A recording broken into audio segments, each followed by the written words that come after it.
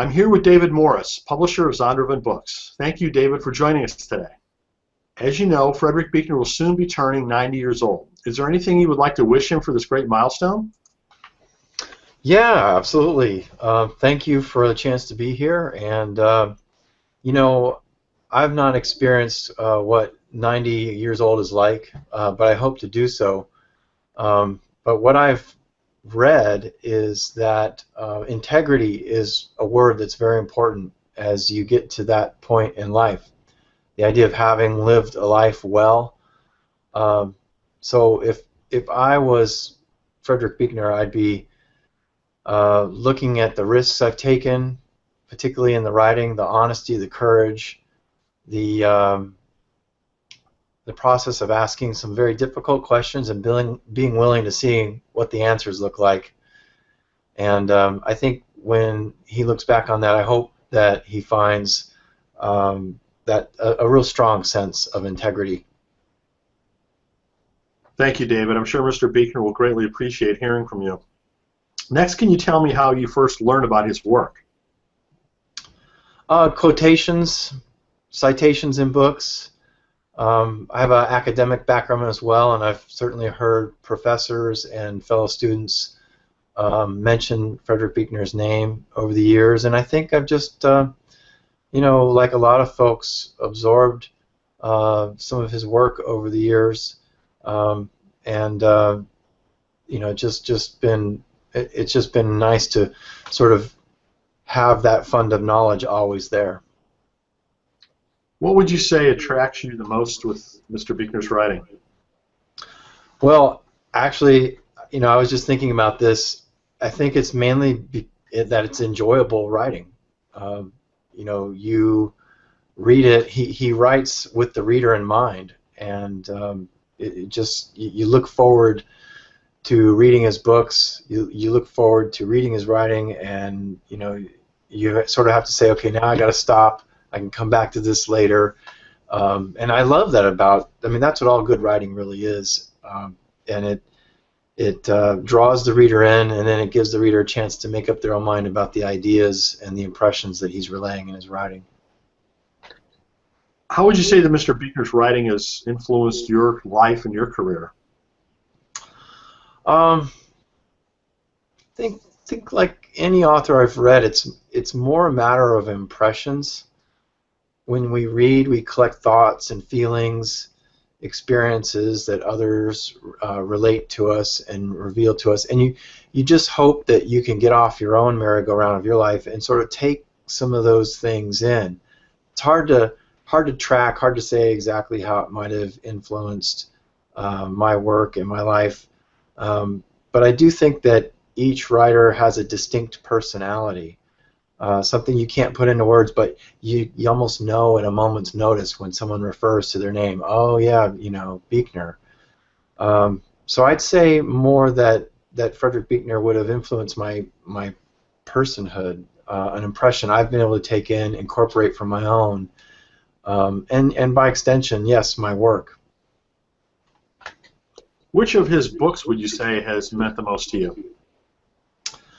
I'd have to say that it would be Wishful Thinking, A Seeker's ABCs. There's so much in there that you can take in quickly or come back to easily if you've put it down. It's very timeless writing. I love especially how, the idea of ABC and taking on all these topics one after another in alphabetical order, it ends up creating certain interesting juxtapositions, like the topic of faith is followed by the topic of feet, and sanctification. After that, you go right into science. For me, there's a theology at work here. If I had to give it a phrase, I'd say it's a theology of one thing after another. Life is one thing after another. Faith is one thing after another. Religion, binding things together, is one thing after another. I think the book Wishful Thinking is different in a systematic theology which divides up the things that we know, our epistemology of the sacred, and it attempts to break them down and define them. and yet I still think, to some extent, wishful thinking is a systematic theology, covering more of the spectrum of faith and theology by stitching it all together in ways that kind of keep you off balance, not owning anything or making something really solid, but more fluid. And I think as a result, the topics come back to you fresh, and that's why, as I said earlier, I think you can keep coming back to that book. One of my favorite quotes from it is he writes that faith is better understood as a verb than as a noun, as a process rather than as a possession. And I think that statement is true to the spirit of that book and what it offers. That's great, David. Thank you very much. Has Mr. Buechner inspired any of your own writing, your own work? As I mentioned, I think Frederick Buechner helps you look inward to slow down. I'm not sure I actually mentioned that before, but I think that's what his writing does, like a lot of really good writing. Another way I would put it is he helps you to consider something, to regard something. As a publisher of an evangelical publishing house, I often see how we evangelicals can move pretty fast. We want to get out there, we want to tell the world about Christ and what Christ has done in our lives. But sometimes we can move so fast that we might not realize that we've started to say more things about ourselves than we've really said about Christ, more things about our own fears and wishes rather than what Christ might have to say about them. So I'm actually hoping for a continuing influence of Buechner, especially in a world that maybe hasn't heard of him as much as they should have as of yet. And I think it is, in today's world, it's increasingly important for evangelicals to slow down, to take their faith that is so powerful and important and saving and to them, but take it in such a way that helps them to go out into the world and listen in this more pluralistic world that we live in.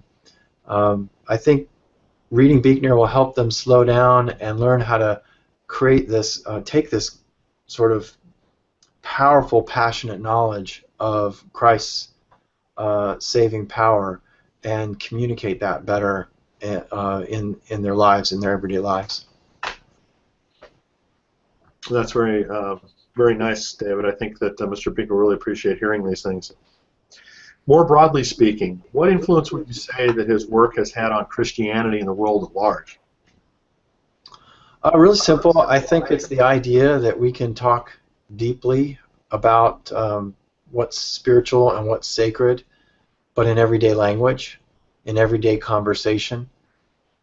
I don't think there are always needs for long words, for specialized language. It has its place, but by and large, what I enjoy is taking the sort of the knowledge that you learn on faith and theology, and really learning how to talk about the hard edges of it in a way that relates well, fair and reasonable, but not boring or not lacking passion. I think that's what's so exciting to me about Frederick Buechner's writing. So I realize that this next question is difficult, but if you were to sum up Fred in a few words, what would you say? I think maybe it would be obvious honesty. It's sort of like, come on, let's drop the pretense, let's take a look at what we're really talking about. Our everyday world of relating to authors gets so bogged down with pretense, our assumptions that we can't ever refuse or communicate to others. For Buechner, I think he asks us to stop the pretending. That's great, David. Is there anything else that you'd like to add before we conclude the interview? No, I think that's it. I really appreciate this opportunity and looking forward to seeing the results. Okay, David, thank you so much for joining us today.